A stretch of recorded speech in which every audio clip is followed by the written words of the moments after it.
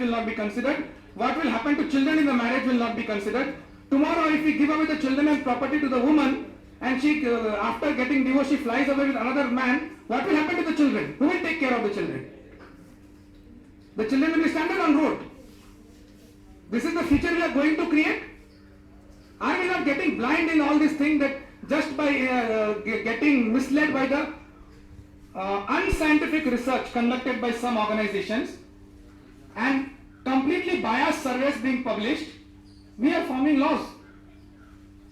Laws can never be created under pressure, but the government is clearly saying in the media articles that we are under pressure from women's rights organization to create this law. The government is being held at hostage to create the law. This is a hostage crisis situation.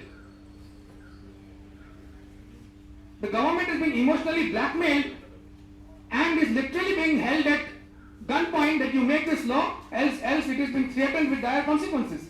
Is this the way to make law? So INSAF observed that this was subversion of democracy.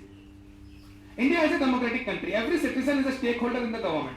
Every citizen parts out of part of his or her sovereignty to the government that we elect you as a representative, you represent us and you rule the country on our behalf. So in the law making process, each and every citizen and every group that represents the interest of citizens has a say. And now what we are seeing, that totally undemocratic process is being followed just to pass a law. So observing all this subversion of democracy, INSAF has raised an objection over which now Arnab is going to tell us about. So I am going to hand it over to Arnab as to what is the main demand of INSAF through this press conference. Okay, thank you, Virag. So as you know, Virag mentioned that this is clearly a subversion of democracy, and we have found that the lawmaking process has been actually corrupted here.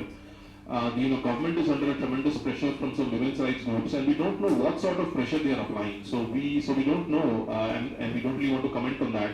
But we think that the pressure is illegal. Right? It is not legal to apply pressure. Laws need to be created with an open mind, keeping keeping the interest of both the parties in the mind, and laws can't be created under pressure. Although we have sent a lot of representations to the government, and I think a lot of Indian citizenry also had sent in a lot of representations, but all those have been categorically subverted, and all those have been categorically denied.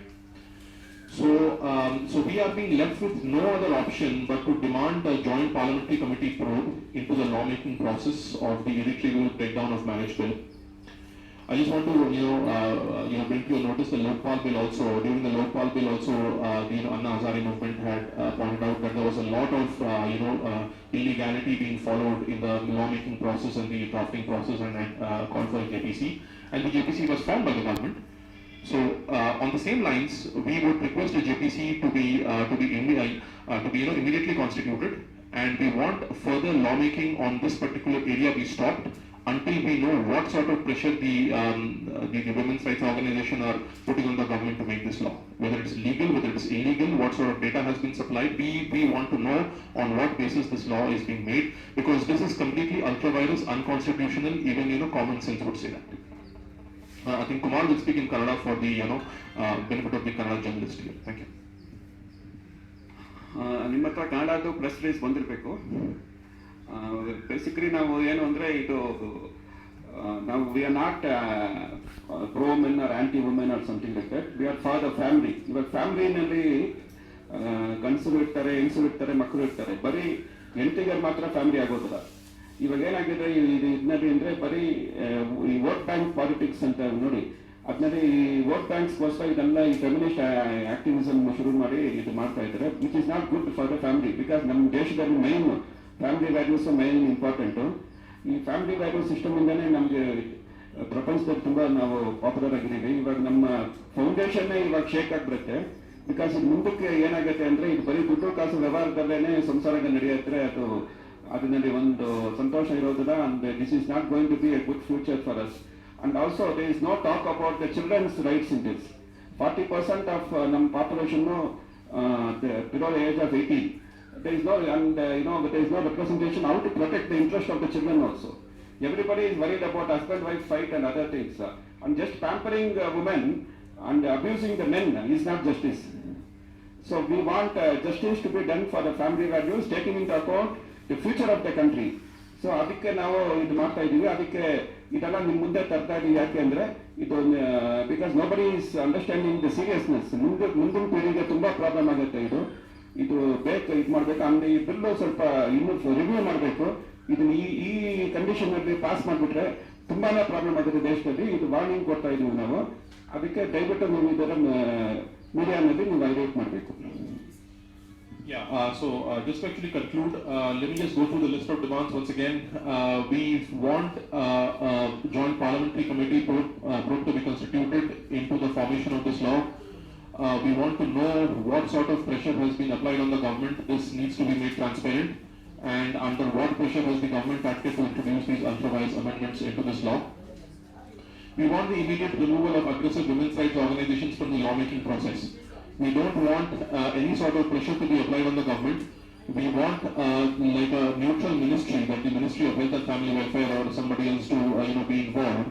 Because you can't really make a law between two factions or groups wherein one of the factions is only represented and the other is not. I'm just going to give you an example. You can't make a law for Hindus and Muslims where only the rights of the Hindus are being saved, right? But somehow when it comes to men and women, somehow we are okay with that. But when it comes to Hindus and Muslims, we want both the factions' rights to be saved, right? So why not for men and women also, right? So we want the immediate removal of aggressive women's groups from the lawmaking process. We want a JPC investigation into the actions of the law ministry, which had introduced over 5 to 6 amendments in the budget session without consulting any of the stakeholders and also the law commission. We want to know why the law commission was not really consulted, because we feel that the law commission is a neutral agency having a lot of very learned legal members and whose opinion was deliberately subverted and not sought after. And we want to know why this law was introduced 32 years after it was first recommended by the Honorable Supreme Court of India and the Law Commission of India. So what was the reason behind suddenly bringing this law after 32 long years when a union minister's daughter was denied divorce by the Supreme Court? And we want to know all the investigations that has really happened and all the cabinet notes which have actually gone in. So these are the demands, and to finally conclude, I'll just give it back to Virag, who will make the final closing comments. Thanks, Arnab. And in addition, till the time the Joint Parliamentary Committee investigation is not over, we do not want any other further proceedings on this law. We want proceedings on this law to be stayed till the committee is formed and the committee does not come out with its report and gives a clean chit to the entire lawmaking process and all the stakeholders who are involved in that. And with this parting note, I just want to say one thing as a message to the government, that men form more than 50% of the population, and ignoring the rights of more than 50% of the population can lead to a lot of disastrous social consequences. So the government should consider the rights and interests of every citizen and all groups who are representing people before making any law, and should not make any law under pressure. Now we are open for question answers. So any questions are there? Yeah, you can ask questions Kannada, English. We are ready to answer because this is a very important subject. ತಾವೆಲ್ಲ ನಮಗೆ cooperate ಮಾಡಬೇಕು. ಇದು ಮುಂದಕ್ಕೆ ಇದು ಒಂದು ಸಂಘಟನೆ ನಾವು ಮಾಡ್ತಾ ಇರೋದು ಯಾಕೆ ಅಂದರೆ ಈ ಪ್ರಜಾಹಿತನಲ್ಲಿ we don't have any other motive. We want to educate this sensitive issue to the society that this sort of laws and things, if it's passed, it's going to be a very big nuisance for the next generation, because next generation won't forgive us for having passed such a bill, because these effects will be felt after 10 years. And if you see the Dowry Act which was passed, now the effects are felt. The misuse has so much it has happened. Now if you don't start this, the effects will be very bad, and ದಯವಿಟ್ಟು ನೀವು ಇದು ಮಾಡಬೇಕು. ತಮ್ಗೇನೋ questions ಇದ್ರೆ you can ask us now. Be free to ask.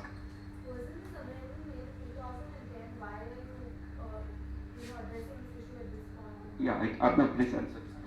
Yes, this law was actually introduced in 2010, and when this law was introduced, first there was no talk of any property transfer, right? The law commission never had recommended any sort of transfer of property, because the law commission stated that there are 5 separate maintenance laws for women by which women can claim maintenance in India, which is not the case in any other country. So women were adequately protected in the event of a divorce. But then this property transfer amendment and also the amendment wherein only a woman can oppose a divorce was introduced under pressure from women's rights groups. These groups were actually responsible, and we feel that the Law Commission or the Ministry of and even the Standing Committee in 2010 did not recommend this. I mean, this was actually introduced much later.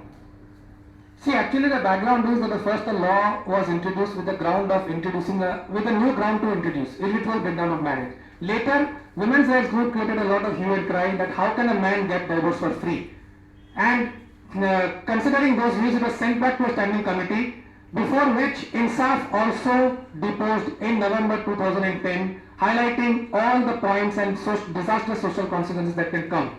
Later, when the report of the standing committee came out, objections by INSAF were ignored and the same law propagated further, and suddenly in the budget session of 2012, this bill was tabled, cabinet approved the bill was tabled and the debate started, and that's where we observed that the entire democratic process of lawmaking is being subverted in the name of passing this law. And that is where all this protest started, and we have also conducted road shows and dharnas against this law.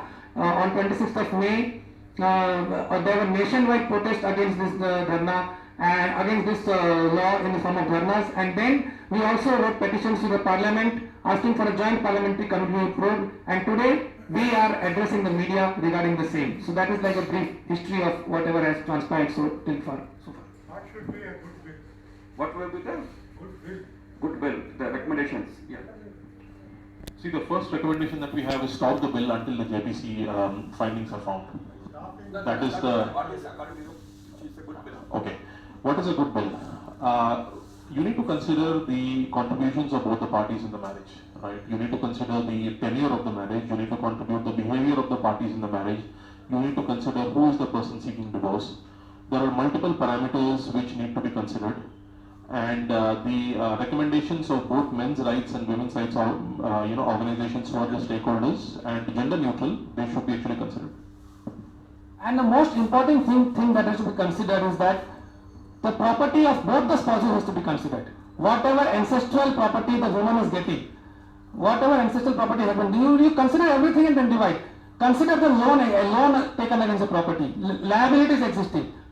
Where people take loan against property, they mortgage their property to take loans. All those factors have to be considered. If they are not mentioned in writing, there will be a lot of confusion and lot of wrong interpretations being made. And if the law is left vague, then it will lead to a lot of confusions in the divorce cases, and it can drag the process of divorce. Even the Domestic Violence Act, the Supreme Court Honorable Supreme Court made an observation, it's a clumsily drafted law, badly drafted law. And that is why so many problems are happening, because if you look at the act, so many things are left open. They have not made it definite. Law has to be definite. Law cannot be kept open to interpretation. So that is where this problem comes again. Again, in this same law, they are making the law in such a manner that it is open to interpretation. Yeah, and just to add to what Virag said, no party should be allowed to make a profit from the marriage, right? But this law is designed so that if there is a divorce, the wife will make a huge, windfall of money, and the husband will be in a huge loss, right? And just as he said, the husband's liabilities also needs to be shared by the wife. Wife cannot be a party only to the husband's credit, right? If the husband takes a 40 lakh loan to buy a house, and if the wife is demanding half the house, then she needs to take half the loan. Also, that is how it works in the West, right? But in India, somehow we tend to cherry pick most of the Western laws, and we just choose the clauses which favor women. However, conveniently ignoring the gender neutral clauses which favor both the parties. That is the way that the lawmaking process works in India, which is very, very unfortunate, and that is the way DV Act is also found. But let's not go into that. Yeah, the matter is more serious because the number of divorces, is growing at the rate of 30% per annum. So year on year, the divorce rates are going up. In Bangalore itself, there are more than 20,000 cases which are pending disposal. With this sort of, it would be very tempting for, this misguided woman, backed up by their notorious advocates to take divorce, and this has become more a business center. It is for the real victims, the law should be made, not to make a profit out of it. So we strongly, reject this bill, and we are going forward to take further steps to see that the bill is, because the public opinion is against the bill, but there is no movement to stop this bill. That's the problem. And if the government does not listen to our demands and objections, there are going to be nationwide protests against this law. Are you all considering the property transfer is against the tenets of the Indian Succession Act? Basically because it is considered sort of a terminal event. Are you all because for the rights of the children are not considered in this property transfer? Yeah, I just want to make a point there on that property the gentleman asks. Now, the Indian law clearly states that a wife should inherit half of her father's, wealth or property. However, from what research INSAF has done, it is we really haven't seen any, women's rights groups trying to enforce that law. That whenever a woman gets married, she should get half of her father's house. So, somehow the women's rights groups want to burden the wife and the husband all the time. So I don't know if there's an India-specific thing that they do, or because this is not the way it works, in the West. In the West, whenever a woman gets married, she, automatically gets half of what her father has. So if every woman gets half of what her father has, and this is already there in the Succession Act, I don't think any woman would be left without property. However, the women's rights groups in India want to only burden the husband on one side and not to burden the father on the other side. So this is really strange, just to answer your question. Because according to the Indian Succession Act, this is a terminal event similar to a intestate death of a person. Now when there's a terminal event like this happens, 2/3 of the wealth is given to the children. Yes, there are issues like this. So we would appreciate, we go out because the next fraud is going to begin. And we thank all the participants for giving a patient hearing. We hope to see good articles tomorrow. Thank you again.